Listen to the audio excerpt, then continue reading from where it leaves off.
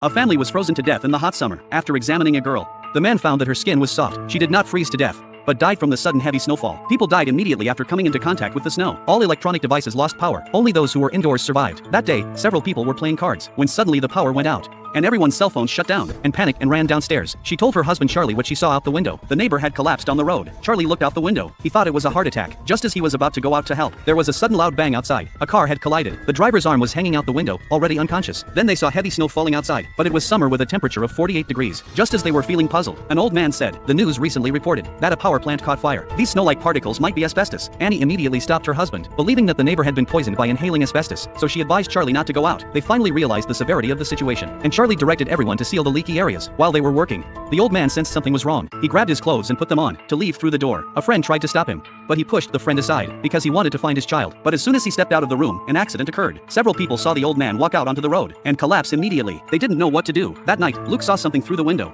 Hey, man, give me that. The window of Charlie's neighbor across the street was lit up. Then the neighbor pulled back the curtains. Luke raised his arm to warn the neighbor not to open the window, but the neighbor couldn't hear him. So Charlie held up a lantern and waved it in front of the window to warn the neighbor. But the neighbor thought Charlie had something to say and opened the window directly. In an instant, the neighbor collapsed on the window and stopped breathing. Then his wife came over to check and also collapsed by the window, motionless. This made Luke uneasy. His wife would get up early every day to go running, so he had to remind her before dawn. Charlie suggested making a set of protective clothing, but there were no materials to make protective gear. They could only put a waterproof jacket on Luke, put bags on his feet, seal the cuffs with duct tape, and finally put a mask on Luke. This mask had been lying in the warehouse for years, and Charlie had never used it. He only hoped the mask could resist asbestos. After taking precautions, Luke went outside and found himself unharmed. The mask and clothing truly worked. When he stepped onto the ground, he realized it wasn't asbestos but snow. Upon seeing the bodies of his deceased friends, he observed a moment of silence, then bid farewell to his friends upstairs. Along the way, he saw numerous bodies. The entire city resembled the desolation of a post-apocalyptic